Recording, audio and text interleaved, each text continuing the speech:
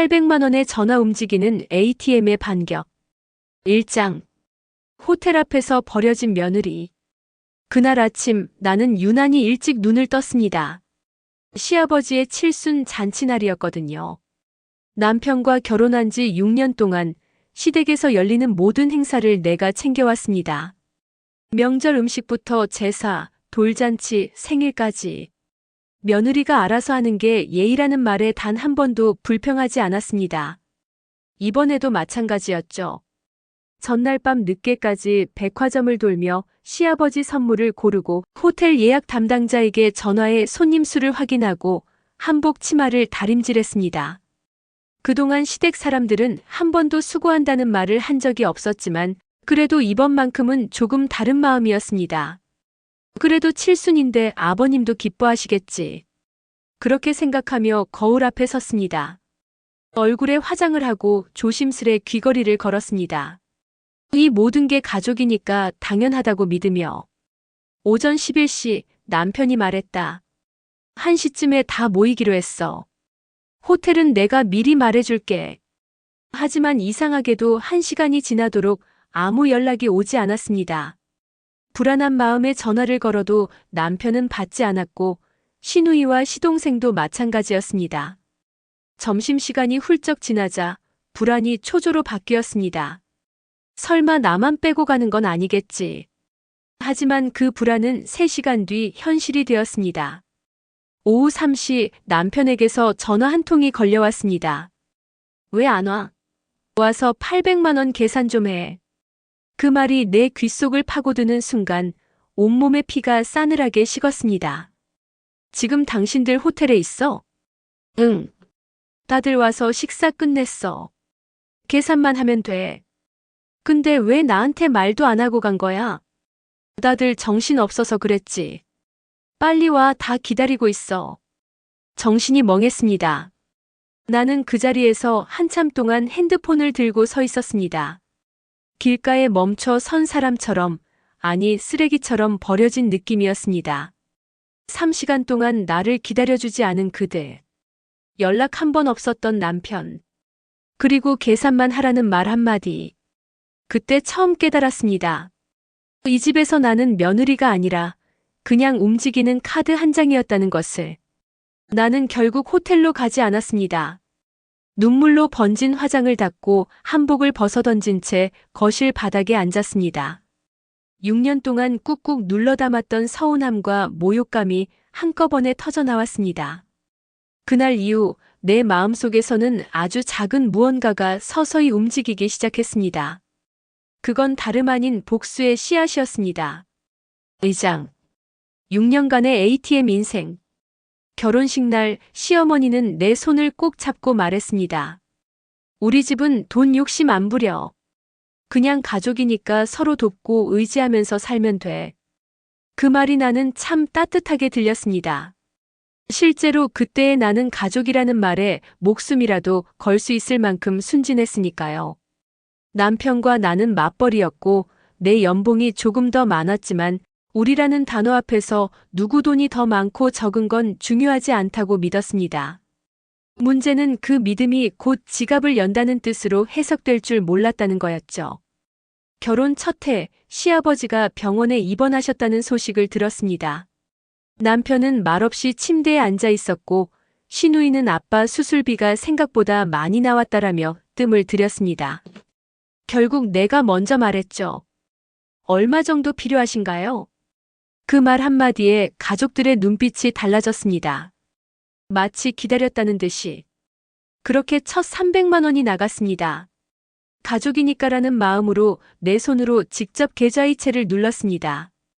두 번째는 명절이었습니다. 시댁은 20명 넘는 대가족이 모이는 집이었고 명절 음식도 대부분 며느리인 내 몫이었습니다. 전날부터 재료를 사고 음식 재료비를 계산하다 보니 70만 원이 훌쩍 넘었죠. 고생 많다, 너밖에 없다. 그 한마디면 됐습니다. 그래, 이게 가족이지. 그렇게 위안을 삼으며. 다음 해에도 그 다음 해에도 한결같이 음식 비용을 내가 냈습니다. 세 번째는 시동생 결혼식이었습니다. 시어머니는 어느 날 저녁 식탁에서 아주 자연스럽게 말을 꺼냈습니다.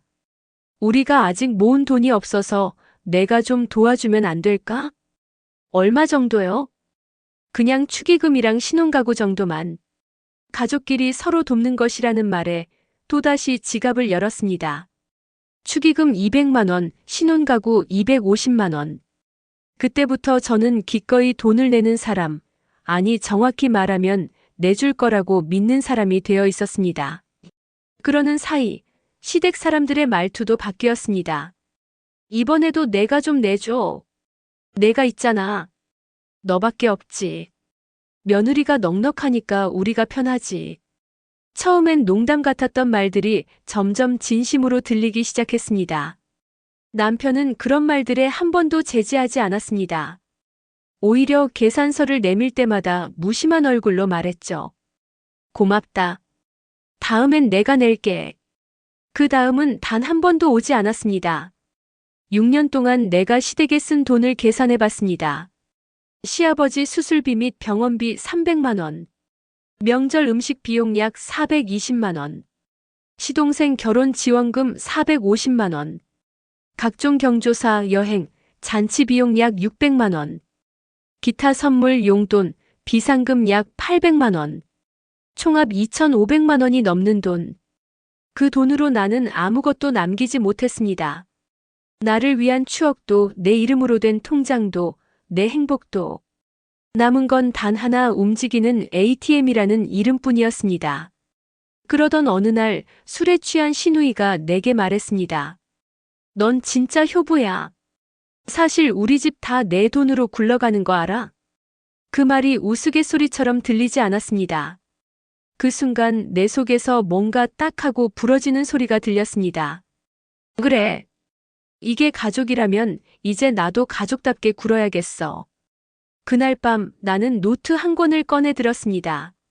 지금까지 내가 쓴 돈 한 푼 한 푼을 적기 시작했죠. 이건 단순한 기록이 아니었습니다. 복수를 위한 증거이자 내가 다시 태어나기 위한 시작이었습니다. 3장. 호텔 1507호에서 끝내버리지 못했던 마지막 기대. 그 치욕스러웠던 800만 원 전화 이후 나는 며칠 동안 밥 한 숟가락 넘기지 못한 채 집안을 맴돌았습니다. 자존심이 무너진 것보다 더 쓰라렸던 건 내가 그동안 이 가족을 위해 참아왔던 모든 시간이 한 통의 돈 요구 전화로 조롱당했다는 사실이었습니다. 그러던 어느 날 철민에게서 메시지가 왔습니다. 이번 주 토요일 저녁 시어머니 환갑 기념 가족 식사 있으니까 꼭 와. 호텔 라운지에서 할 거야. 그 문장을 읽고도 한참 동안 휴대폰을 쥔 채 멍하니 서 있었습니다. 가지 않겠다고 결심했던 마음이 흔들렸습니다. 그래, 마지막이다. 이번만 보고 판단하자. 그날 나는 그렇게 스스로에게 한 번 더 기회를 주기로 했습니다. 호텔 1507호 연회장에 들어서자 공기가 다르게 느껴졌습니다. 꽃장식이며 흰 린넨 테이블보, 금빛 촛대 그 어떤 생일보다도 화려했습니다. 그러나 내 자리는 끝에서 두 번째, 벽에 기대선 듯한 구석이었습니다. 왔어? 시어머니의 첫마디는 반가움이 아니라 싸늘한 확인이었습니다. 그 옆에서 시누이 정희가 입꼬리를 올렸습니다. 그래도 오긴 오네. 800만 원 문제로 사이 안 좋다더니. 순간 얼굴이 화끈 달아올랐습니다. 그 일이 이미 가족 단체방의 농담거리로 전락해 있었다는 걸 알았습니다. 돈 문제는 내가 철민한테 얘기했어. 우리 식구끼리 돈 갖고 그러는 거 아니잖아. 시어머니는 포크를 들며 아무렇지 않게 말했습니다. 우리 식구끼리라는 말에 나는 속으로 웃음이 나왔습니다. 나는 이 집에서 단 한 번도 식구로 불린 적이 없었으니까요. 식사가 시작되자 정희의 남편이 내게 말을 건넸습니다. 요즘도 이래요? 철민이 혼자 벌기 힘들다던데. 네, 계속하고 있어요. 그래도 800만 원 정도는 해줄 수 있었을 텐데. 그 정도도 못해요? 그 순간 나를 둘러싼 모든 웃음과 말소리가 멀어지는 것 같았습니다. 이건 단순한 돈 문제가 아니었습니다. 존중의 문제, 아니, 나라는 존재를 어떻게 보고 있는가에 대한 답이었지요. 식사가 끝나갈 무렵 시어머니가 건넨 말이 결정타였습니다. 다음 달엔 정인애도 집 사야 하니까 이번엔 내 쪽에서 좀 보태줘. 철민이도 내가 알아서 할 거라 믿는데. 그 말에 나는 조용히 숟가락을 내려놓고 자리를 일어섰습니다. 죄송하지만 저는 더 이상 그런 일에 동의할 수 없어요. 모두의 시선이 내게 꽂혔습니다. 철민은 당황한 눈빛으로 나를 붙잡으려 했지만 나는 그 손을 뿌리쳤습니다. 엘리베이터를 타고 내려오면서 나는 손바닥이 식은땀으로 젖어 있는 걸 느꼈습니다. 하지만 이상하게도 가슴이 편안했습니다. 그날 밤 나는 혼자 거실에 앉아 오랫동안 생각했습니다. 이제 이 가족의 눈치를 보며 살지 않겠다. 그게 단순한 다짐이 아니었습니다. 그날 1507호 연회장에서 나는 결혼 이후 처음으로 진짜 결심을 했습니다. 이 결심이 나의 삶을 완전히 뒤흔들게 될 줄 그때는 아직 몰랐습니다. 4장. 움직이는 지갑이었던 나 이제는 계산서를 내민다.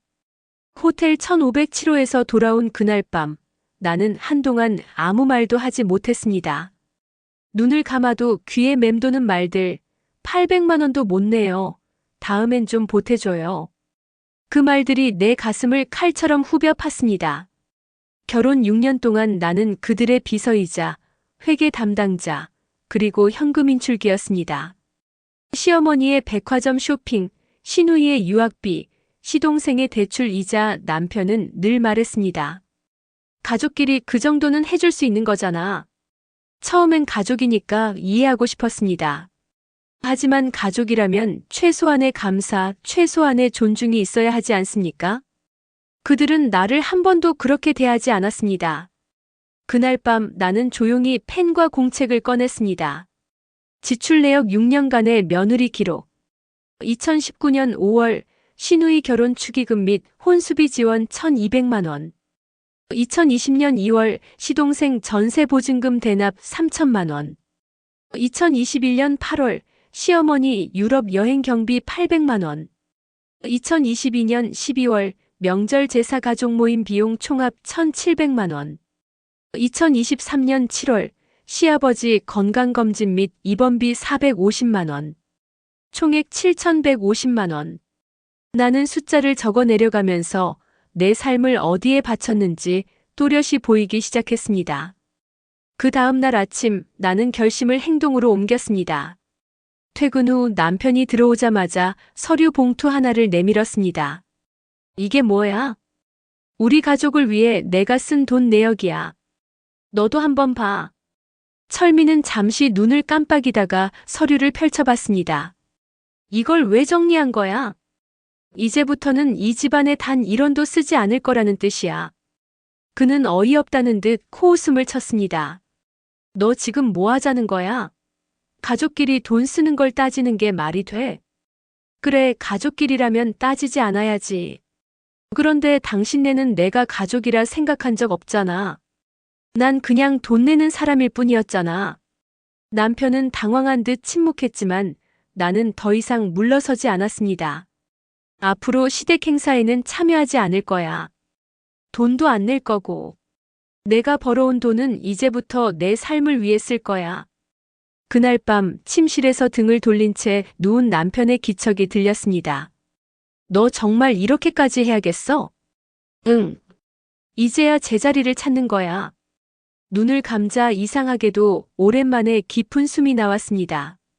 마치 6년간의 사슬을 끊어낸 것처럼 몸이 가벼웠습니다. 며칠 뒤 시어머니에게서 전화가 왔습니다. 다음 주 제사 때 반찬은 내가 맡아야지. 죄송하지만 못해요. 못해? 며느리가 그걸 안 하면 누가 해? 이제 며느리가 아니고 한 사람의 나로 살기로 했어요. 순간 전화기 너머가 고요해졌습니다. 그리고 곧 이어 터져나온 말. 내가 제정신이니? 너 때문에 이 집안이 무너질 거야. 그 말은 한때의 나를 무너뜨릴 수도 있었지만 이상하게도 웃음이 났습니다. 무너져야 하는 건 내가 아니라 나를 무너뜨려온 저들의 기대였으니까요. 그날 이후 나는 매일 조금씩 달라졌습니다. 출근길에 커피 한 잔을 사 마시는 여유를 갖고 주말엔 하고 싶었던 꽃꽂이 수업에 등록했습니다. 지갑이 아닌 사람으로서 살아가기 시작한 겁니다. 하지만 아직 끝난 건 아니었습니다. 그들이 나를 돈줄에서 배신자로 바꾸어 부르기 시작하면서 예상치 못한 전쟁이 시작되었으니까요.